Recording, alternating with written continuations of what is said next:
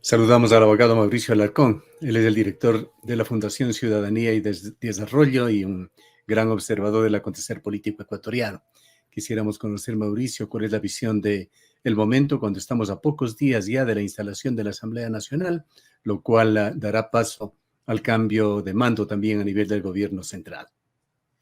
Un saludo a la distancia, Gustavo, para ti y para nuestra audiencia. Creo que los ecuatorianos seguimos con mucha atención lo que será la configuración de fuerzas al interior de la Asamblea Nacional, incluso la conformación del gabinete del presidente electo Daniel Noboa por esta relación permanente entre el Ejecutivo y el Legislativo. La política no nos es esquiva y por lo tanto, no solo en Quito, Cuenca, Guayaquil, las ciudades principales, sino en el país entero, diría yo, hay mucha expectativa respecto a qué efectivamente va a pasar. No nos olvidemos que la Asamblea, instalándose el próximo 20 de noviembre, tendrá una primera tarea en la cual los pactos y los acuerdos se hacen vitales. La designación de los miembros del Consejo de Administración del Legislativo, las autoridades de la Asamblea Nacional, en resumen, así como la integración formal de las comisiones legislativas permanentes. Ahí ya empezaremos a ver cuál es el panorama legislativo que nos espera, al menos para los primeros meses en funciones. ¿Qué sabes y qué se sabe sobre la composición de bloques, la eventual integración de una mayoría? Y para esto tendríamos que partir del conocimiento o por lo menos de las suposiciones de qué está pasando en el correísmo. Partamos del hecho de que la Revolución Ciudadana es la primera minoría presente en la Asamblea Nacional y que con su número de votos basta el acercamiento quizá con un par de bancadas más para conseguir absolutamente todo. Esperemos que eso no ocurra, que más bien prime la sensatez, el sentido de darle a las organizaciones políticas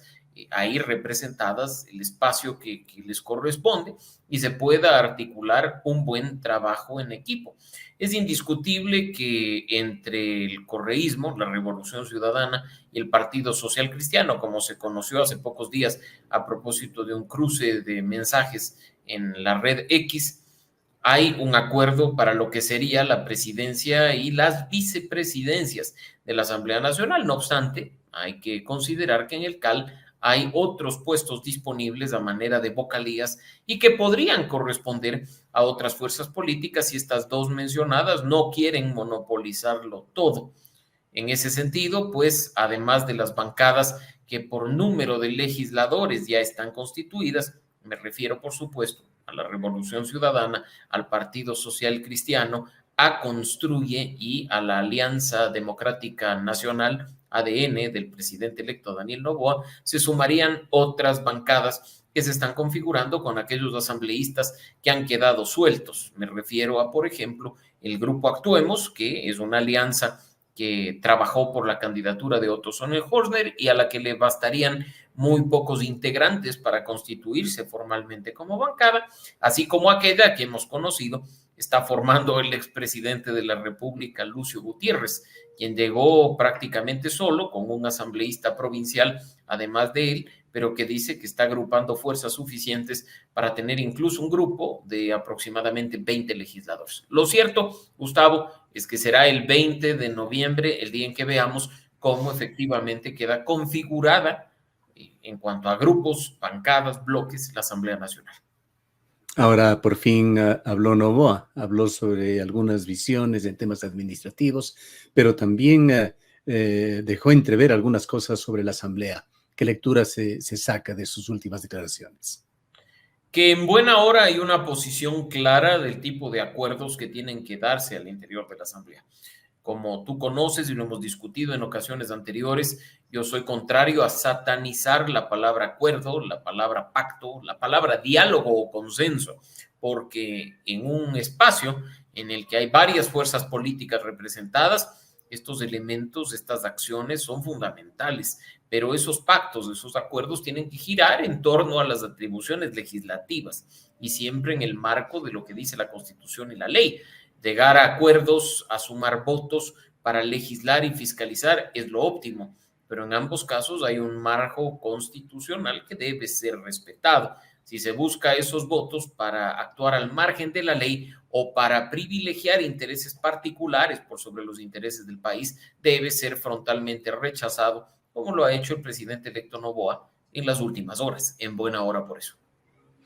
¿Quedan esperanzas todavía sobre una situación de acuerdos mínimos que puedan mejorar la gobernabilidad, la gobernanza en Ecuador? Y la gobernabilidad y la gobernanza no solo tiene que centrarse en esa relación tan tensa y difícil que es la que tienen siempre, han tenido además el Ejecutivo y el Legislativo, la gobernabilidad y la gobernanza que el país necesita más que el presidente Noboa, tiene que darse junto a los ciudadanos, no de espaldas a ellos. Necesitamos en estos esfuerzos de encontrarle una salida a la inseguridad, a la crisis económica o al tema de la corrupción, un trabajo conjunto con la sociedad civil, con la academia, con el sector privado, con los medios de comunicación y los periodistas. Así es que esperemos que sobre todo se tenga clara la necesidad, insisto, de trabajar en equipo teniendo un solo objetivo, el bien del país y el bienestar de los ecuatorianos. Una inquietud que persiste es el papel que pueda jugar Construye dentro de esta asamblea. Y quizá ahí es donde más alarmas prendería en lo personal, por el hecho de que ya ese bloque ha sufrido algunas bajas, más de las esperadas antes incluso de instalar la asamblea. Se habla de 3 legisladores que ya quedan por fuera, y no se diga por cuestiones internas, probablemente este bloque sea lo que sucedió hace poco más de 2 años con Pachacuti, que recordarás tú, ingresó a la Asamblea Nacional con un número similar de asambleístas, pero que al terminar el año 2022 o incluso los primeros meses de 2023, la ruptura, la división, el fraccionamiento era más que evidente, habiéndose destruido la segunda fuerza política, la segunda minoría al interior de la Asamblea Nacional. Ahora, vayamos a otros temas más allá de lo político. Daniel Noboa también habló el día de ayer de una reforma tributaria que podría ser emitida tan pronto como diciembre. ¿Qué tan adecuado sería esto, sobre todo en el tema de reactivación económica del país que tanto necesita?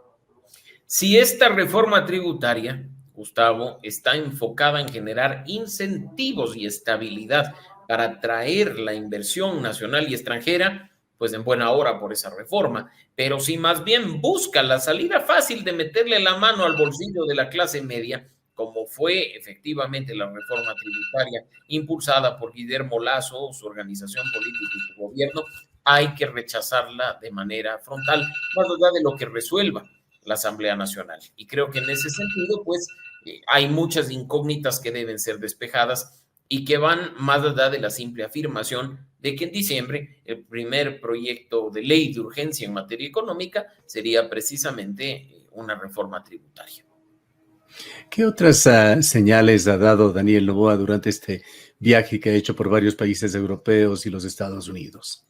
Bueno, la verdad es que muy pocas, y hay que reconocer que su comunicación falla, y no sé si de manera deliberada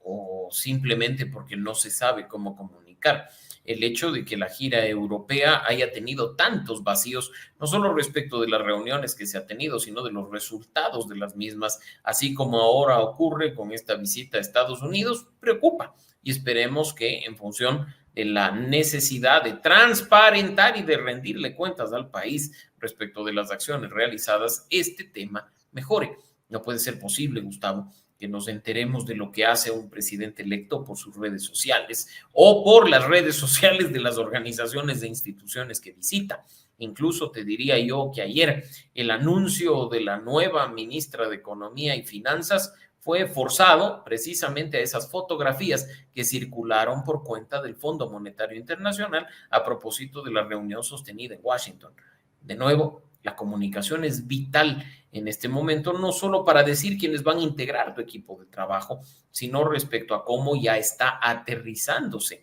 el plan de gobierno para lo que serán los próximos 18 meses. Es decir, que Daniel Noboa no ha terminado de transitar de la calidad de candidato a mandatario. Más bien está en una condición inferior a la de un candidato, y eso es lo particularmente preocupante, porque el candidato te comunica todo a toda hora. Cada reunión, cada encuentro,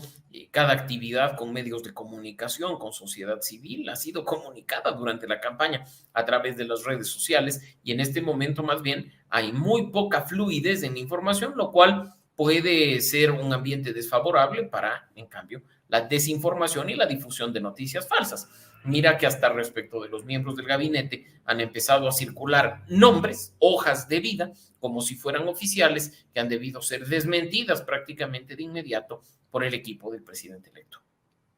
Y ese anuncio en el sentido de que no apoyará un juicio político en contra de la fiscal, más allá de ser expresado y dicho dentro de lo que se esperaba, en lo políticamente correcto en ese escenario, ¿qué es lo que significa políticamente para el gobierno de Noboa, para el futuro gobierno?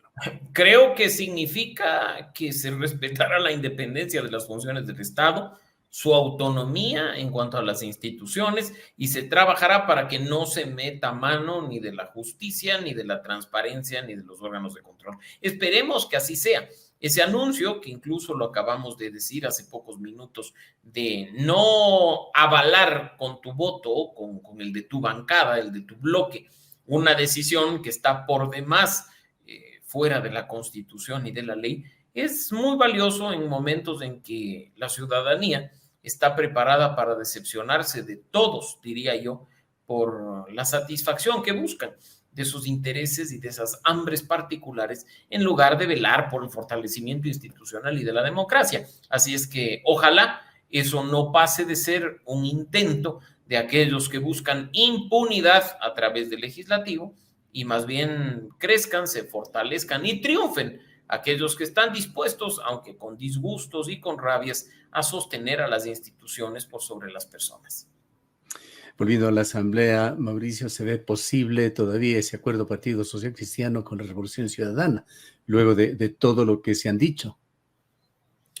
Sin duda, y el silencio de la Revolución Ciudadana, no solo a propósito de este cruce de mensajes entre Rafael Correa y Henry Kronfle, sino con posterioridad a aquellos incidentes que se produjeron respecto del asambleísta Ferdinand Álvarez, el ex vicepresidente Jorge Glass y otras personas, creo que preocupa también porque parecería ser que a la interna hay alguna situación que hasta les impide pronunciarse. Ojalá esto no tenga que ver con ningún aspecto vinculado, ya lo dije, a la búsqueda de impunidad o a la protección al estilo de espíritu de cuerpo de aquellos que delinquen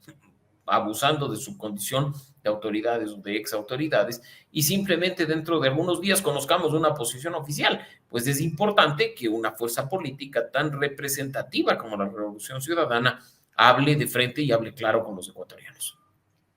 Finalicemos, Mauricio, con esa declaración también de Daniel Noboa, rompiendo un poco ese armisticio, esa posición de no demostrar beligerancia, el pedido que ha hecho la Fiscalía para hacer una pericia por las declaraciones de Luisa González. Como tú sabes, Gustavo, soy un defensor a rajatabla de la libertad de expresión. Creo que en época electoral, en época de campaña, este discurso debe tener la mayor fluidez posible para que sea la ciudadanía la que saque sus propias decisiones, sus propias conclusiones a partir de esa información y datos que se presentan, pero es responsabilidad de los candidatos presentar esa información y esos datos con sustento, que no sean simplemente afirmaciones antojadizas dadas a un medio de comunicación con la clara intención de dañar a una candidatura, porque ahí es cuando se activan esas responsabilidades ulteriores que incluso en la vía de lo judicial lamentablemente terminan aplicándose, ¿no? No creo en la criminalización de la expresión, pero tú sabes que aún nuestro Código Orgánico Integral Penal mantiene algunas figuras vigentes al respecto, y pues en ese sentido haber declarado vínculos de Daniel Noboa y sus empresas con el narcotráfico y el crimen organizado en este momento podría pasarle una factura un poco alta a la señora González. Ese pedido de acto urgente ante la Fiscalía puede ser el inicio, efectivamente, de un proceso penal. Bien, muchas gracias por habernos acompañado. Siempre un gusto, Gustavo, a la orden, y esperemos en las próximas semanas analizar contigo lo que será la instalación formal de la Asamblea y el inicio formal de la presidencia de Daniel Noboa. Gracias nuevamente. El abogado Mauricio Alarcón es el director de la Fundación Ciudadanía y Desarrollo.